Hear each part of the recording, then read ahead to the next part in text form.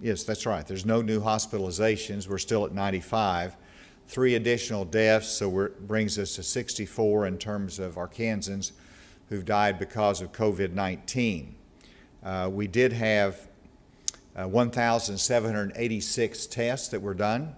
And so if you'll remember, when we had our 2-day surge, we were hoping for 1,500 tests during each of those 2-day periods. And yesterday we had over 2,000 tests, today over 1,700 tests. So the surge not only worked for those 2 days, but we've had a continued good response on tests. If you will look briefly at the charts that are the same as what we ordinarily present, the number of new COVID cases in Arkansas going back to March 11. Of course, this starts out with about 2, goes up to 102, and this is the 300 level that we reached on one particular day when we had the expansive numbers in Cummins Maximum Security Facility. And so you can see that we're down, we're a little level today, and then if you go to the next graph, we have our 7-day rolling average of new cases in Arkansas with the orange line reflecting the 7-day rolling average, so that continues to show the trend line in a downward trajectory. And then if you'll go to the next slide, we have the number of hospitalized, which is down and steady under 100. And so those are the information points that we have today in terms of cases.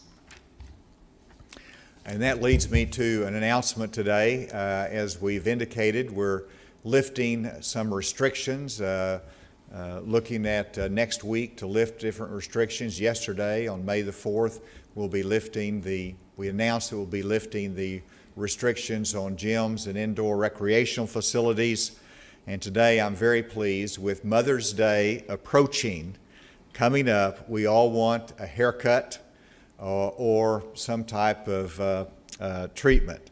And professionals also want to safely return to the business that they love and enjoy. And so today I'm announcing that barbershops and hair salons will be open for business next Wednesday, May 6th. And the reason it is May 6th is because that gives some time in preparation to open up with the necessary restrictions that are in place, but it also gives you a couple days before Mother's Day as well. And these lifting of restrictions apply to barber, cosmetology, massage therapy, body art, and medical spa services, all one-on-one engagement, and that's the reason, of course, that we put the restrictions on to begin with. But I want to applaud Dr. Smith and his team for working with the industry, working with the licensing authorities as well, to develop some safety criteria for these facilities. One of them is 10 or fewer people in the facility, and that would be for the smaller facilities. But if they're larger facilities, then no more than 30% of the stations can be operational at one time. No walk-in appointments, has to be done by reservations. Clients should wait outside or in cars until ready. Time should be set between appointments for cleaning, the 6-foot distance between clients during appointments in the waiting area. Clients' names and contact information must be recorded. Obviously, if we need to do some contact tracing, we will have that information available. And of course, the vulnerable populations need to think about whether they should be out. That they still maybe should be avoiding places that you go out and could possibly jeopardize your health. And then if this gives some additional requirements, face coverings are required for staff, and clients must also wear as services permit. Obviously, if you're getting a facial, you take your mask off, and so you have to be practical about that. Gloves should be worn, hands must be washed before and after services, screening of staff and clients similar to temperature, travel, contact with COVID-19 positives. And then if there's any question, they ought to be postponed if there's any symptoms that causes concerns, thoroughly clean. When it says schools not included, this would be for the wide open cosmetology or barber schools. They're still restricted to a greater extent. This is simply an outline of what the guidelines reflect and directive reflects. For all the specific language, go to the Department of Health website. And of course, this is phase one, is what I just went through. As we continue to improve our numbers, if we continue to make the progress we want to see in the state, then we'll go to phase two that can increase the number of people inside, and we'll lift some of these different restrictions, as you can see. And of course, we all want to eventually get to phase three, where it's normal operations. But this is what we need to do to have access for our barbers shops, for our beauty salons, and other salons of this kind, and then we'll move on through this phased approach. And then with that, I want to recognize Dr. Smith to make his comments, and then followed by Dr. Michelle Smith, who again, we're delighted to have join you. Then I'll come back and give an update on our business loans, and then we'll take questions.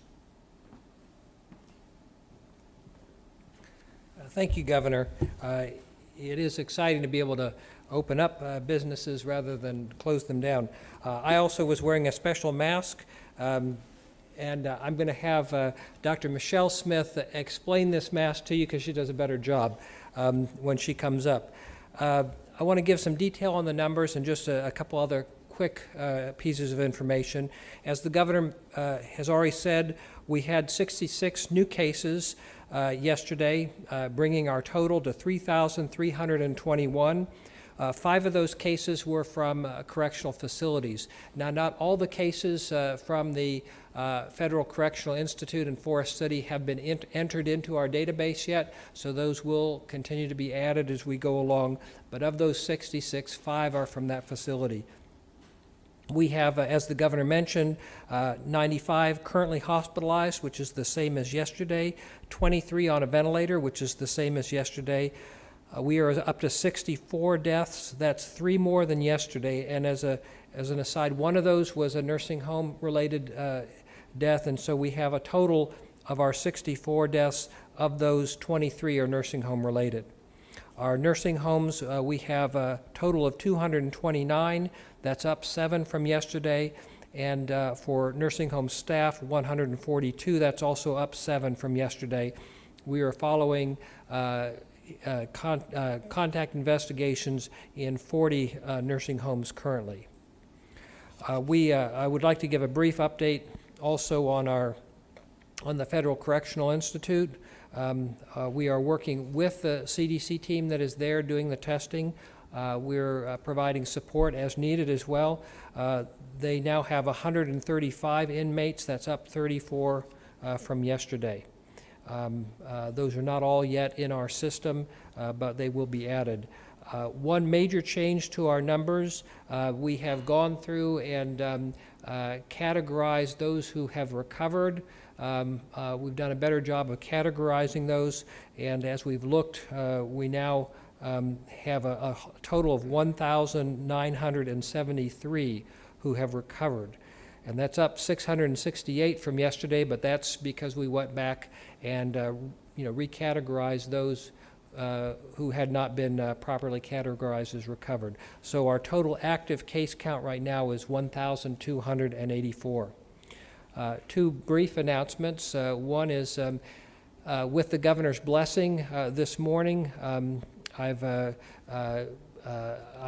appointing a COVID-19 dental advisory group to help us prepare the directive, give input on that directive for dentists to resume their, at least some of their activities with limitations on May 18th. And so we're looking forward to having both representatives from the dental side and also the dental hygienists on that advisory group. And that we plan to have them meet early next week. We also, and I've already given an update on the Federal Correctional Institute, and so with that, I'll turn it back over to the governor. Would you go ahead and introduce Dr. Smith? Yes, I would like to introduce Dr. Michelle Smith. She is director of our Office of Health Equity. She is also, her full title is Director of the Office of Health Equity and HIV Elimination, because she has played a pivotal role in our HIV elimination, ending the HIV epidemic work. She's also been working very closely with barbershops and beauty salons through various initiatives, and which I'll let her explain, and most recently helping develop a webinar to help them implement this guidance that is going out in the directive today. So, Dr. Smith, I'll turn it over to you. Thank you, Dr. Smith, and I also always like to say of no relation. But thank you both for having me here to briefly talk about some of the work that our office is doing to address health disparities as they relate to COVID-19. But before I begin, I do want to make mention that the masks that Dr. Smith and I are wearing are from Arkansas's own fashion designer, Kato Momalu from Project Runway. So we thank her for providing these for us. So the mission of the Office of Health Equity at the Department of Health is to provide leadership, support, and advocacy for equitable practices that reduce disparities in Arkansas. While we are seeing that the minority population are disproportionately impacted by COVID-19, we know that this problem did not just happen overnight. We also know that the higher prevalence of underlying conditions such as hypertension, diabetes, and obesity are all related to what we call the social determinants of health. And by this, we mean issues such as poverty, limited access to health insurance, affordable housing, and fewer healthy food options, just to name a few. While this pandemic is affecting all of us, it is also calling us to address these inequities in our society. Solving such heavy problems may seem impossible today. However, it's important that we recognize these issues so we can come together and find solutions for the future. One way the Department of Health is working to address these issues is by forming collaborations with partners such as historically Black colleges and universities, and even sororities and fraternities. Another partner is the Arkansas Black Hall of Fame Foundation, who has supported efforts to improve health and wellness among underserved populations since 2003. We are pleased to announce that as of this morning, they launched their COVID relief initiative, and under this project, many grants of up to $1,000 will be awarded to organizations addressing hardships due to COVID-19. We look forward to assisting them in identifying where the most need exists so resources can quickly be disseminated to those areas. We also have partnerships with minority barber and beauty salons where we have provided health screenings and follow-up care to customers. Because of our long-standing relationships that began in 2013, we created a learning series called Cut and Counsel. This is where barbers and stylists receive training to provide health education and even blood pressure readings to their clients. To help reduce COVID-19 transmission among employees and customers, we are offering a free seminar on Tuesday, May 5th, from 6 p.m. to 7:30 p.m.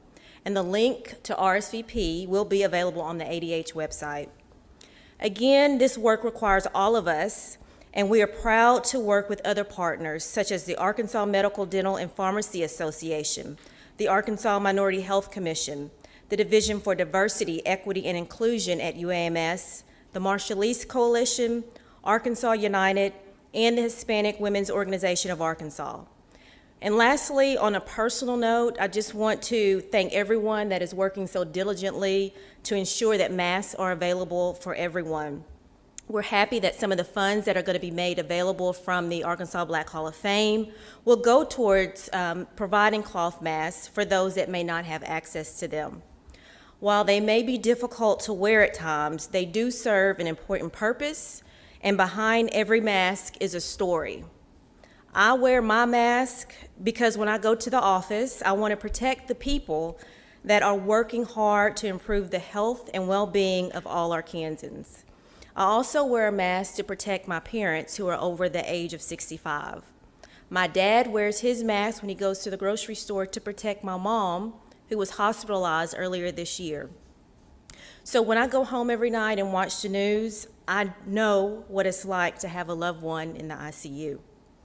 Fortunately, my mom has been home from the hospital since February, and she only leaves for doctor's appointments.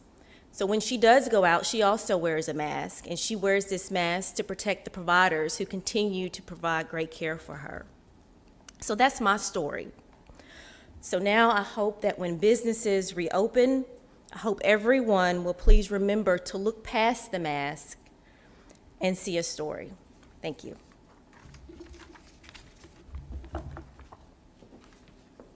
Thank you, Michelle, for your devotion to our cause of health here in Arkansas, and for your passion and for your leadership. Before we turned over questions, I did want to bring you up to date on the Ready for Business grants. As you know, there was $15 million allocated from the CARES Act funding for grants to small businesses across Arkansas that need assistance in making sure their place of business has the tools that they need to be COVID-19 compliant, to put in the public health measures that are needed and that we are requiring. Because of the overwhelming demand for this, the legislature encouraged more money to be put into it, and so the CARES Act steering group approved today $85 million additional dollars to go into this grant program. This is now subject to legislative review, and they are currently reviewing that, and we will report back, of course, whenever they complete their review and give their decision in regard to that funding. With that, we'll be happy to turn it open to any questions. Governor, today a group of protesters gathered outside the governor's mansion to urge for a eviction moratorium to stop evictions during this pandemic. Is that something that you're looking into maybe putting in place here?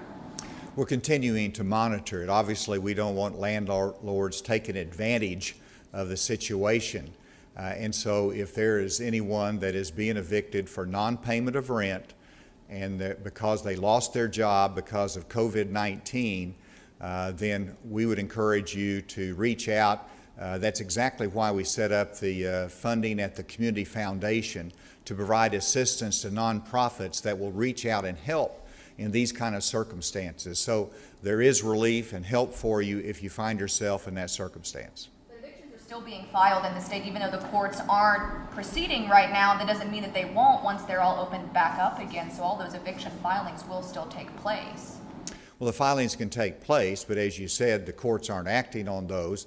And of course, they could have an eviction notice being given because it was operating illegally. It could be because they were out non-payment of rent 6 months ago and not because of COVID-19. So there could be a whole host of reasons we don't know about. And that's why it's important that if you can't pay your rent because of losing your job, because of a lack of income, because of COVID-19, there is help for you, and we want to be able to help in those circumstances. Can you respond to the recent ACLU lawsuit challenging the requirement for potential abortion clients to have COVID-19 tests, that we're able to get them? Can you comment on that? Well, once again, the 8th Circuit Court of Appeals struck down Judge Baker's ruling and said the state's restrictions are appropriate in this health emergency. This requirement is consistent with that public health emergency and applies across the board to all elective procedures. And you know, we'll see what Judge Baker does, but we believe that this is consistent with what the 8th Circuit guidance has been and what they've affirmed as an appropriate action of the state. In regards to evictions, there's some that are using the loophole of filing an unlawful detainer, which can result in an eviction without having to have a proceeding of any kind. Well, here again, there's a lot of different reasons that a landlord might need to take action, a whole host of different reasons. I'm concerned about those that might have lost a job because of COVID-19 and they need financial assistance. We want to help them. I don't think the right answer is to use my executive power and to stop all proceedings in the state of Arkansas regardless of the reason. And so I think it's a much more appropriate response to say, if you've lost your job because of COVID-19, you can't pay the rent, we want to be able to make sure you get the assistance that you need, and we can direct you in the right way. The hair salons and barber shops, how will those restrictions be enforced? And also, do you have plans to get a haircut? Do I have plans to get a haircut? Well, I can certainly answer. The answer is yes. I do have plans to get a haircut, and but I got a feeling I might have to wait in line because there's going to be a lot of reservations being made over the first 3 days of next week. But everybody is so excited about this, ladies and gentlemen both, and the time is right. There's a great need for it. In terms of the enforcement of the policy, I have a great deal of confidence that our stylists, our salon owners are going to work very hard. That's one of the reasons I'm delighted with the webinar that they're doing the instructions for this. They want to make sure they protect both themselves and their patients. But if there's some outliers that aren't doing the right thing, Dr. Smith, why don't you explain how you're going to enforce that? Well, all of these facilities that will be opening up are either licensed by the Department of Health or Department of Labor and Licensing under Secretary Bassett. So we have our inspections, we have our normal ways we'll act on any complaints, much as we would with these industries are already practicing a lot of infection control protocols, and these will be treated just like those for as long as we need these additional directives. There. Walk us through, if when I go to my barber shop, is my barber going to be taking my temperature and logging that down? Is that, did I understand that correctly? Well, I would prefer to refer you to the directive because there's a lot of points in there. Some of the main ones that are protective is limiting the number of people in the facility, and instead of having people wait in line, they'll wait in their cars until their appointment. That will limit the number of interactions. Those who are working there will be wearing the cloth masks for source control, and we also want the customers to wear them except when it's not possible. There's some types of things that it's not possible to wear a mask, but to be as safe as possible. And we have some other protocols that are in there that will be part of that webinar for training. What went into the recategorizing of the recoveries? Well, we had individuals who really had recovered from their infection weeks ago, but for whatever reason we weren't able to contact them to verify that. If they'd been beyond 2 weeks, we went ahead and reclassified them. If they weren't in a hospital or something of that sort, we went ahead and reclassified them as recovered. We were accumulating a lot of individuals who we knew had recovered, we just weren't able to get them on the phone. Let's go remotely. Is there any question remotely? Yeah, Governor, this is Andrew with AP. Going back to the grant program, from that steering committee meeting this morning, it sounded like there's still frustration among some lawmakers over this rollout, and some hesitance about the amount of money that you're seeking. I want to see why you're seeking the amount of money that you are, and what are you doing to talk with the lawmakers who are concerned about the premature posting of the application and just concerns that they have that this was not a fair rollout of the application process? Well, I think it's been fully explained yesterday and on other occasions as to what happened, as to where this amount of money came from. It actually came from members of the General Assembly who suggested that they wanted to have more money put in there. And so this request is in response to discussions with the General Assembly to make sure that everyone had a good opportunity to apply for these small business grants, that they could have the assistance that this grant is designed for. And, to illustrate it, from what we've seen so far, I think it was 92% of the grants, the applicants had 50 or fewer employees. That is really the definition of small business. And so the need is great there. They suggested more money, and that's the reason the CARES Act steering group approved additional funding. And, if it's up to the legislature now as to whether they want to give the appropriation to accomplish that or not, or at what level. And so that's a little bit of the history of it. We're working with them.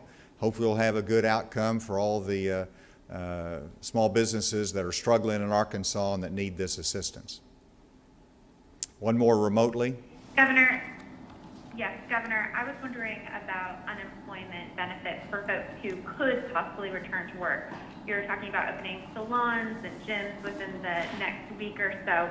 What about folks who are currently receiving unemployment benefits? Will they no longer be able to receive those benefits if their restaurant or salon reopens and they still don't feel comfortable coming to work? All right, that's a great question. I'm going to let Secretary Preston supplement this, but first, in terms of the barbers and salon operators, they're entitled to pandemic unemployment assistance, which is like unemployment payments, but it is for the self-employed. And so they are entitled to that, and even though they will be going back into operation, they'll still be able to recoup that kind of assistance going back to whenever they close their business. And because we're still building the system for them to get that money, they have not received those funds yet, so certainly they shouldn't be penalized because of that, and they'll be able to go back and recoup it. And Mike, do you want to add to that? Thank you, Governor, and that's exactly correct, that they'll be able to go back and backdate to when they were first affected by the pandemic. For those who are eligible, you mentioned in like a restaurant who are trying to get their employees back, if they have been offered their employment back and they choose not to, then that is on their own doing.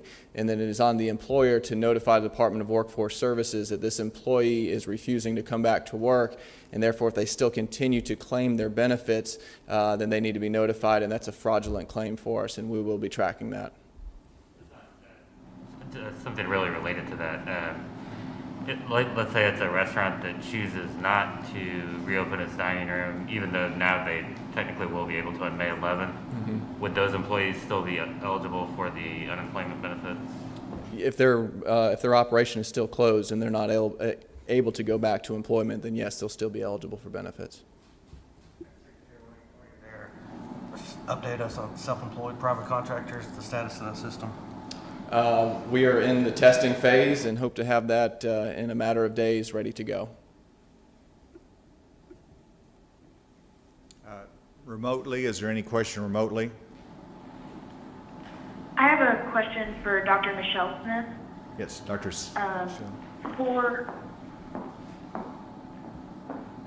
Go ahead, we're listening. So, with this cut in council, will this enable testing and screening for minorities who have had trouble getting access to testing? I'm sorry, could you repeat that? About minorities having trouble getting access to testing. So, the council program that you mentioned, does that include getting access for screening or testing?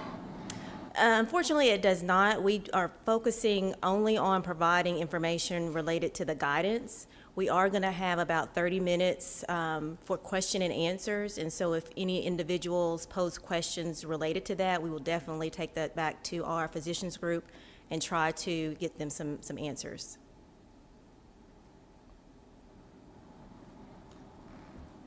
Any other questions? Yes, to David. For the governor. Sorry. Just to kind of clarify at this point, the White House had its guidelines for beginning the first phase of reopening. Did you determine that in terms of the trajectory of cases, that we met those guidelines, or that did you use a different criteria, or what was the determination on that? If you recall, 3 or 4 days back, I went through those gating criteria for phase 1 and compared them to where we are in Arkansas. And in my judgment, as we presented that, we met those gating criteria.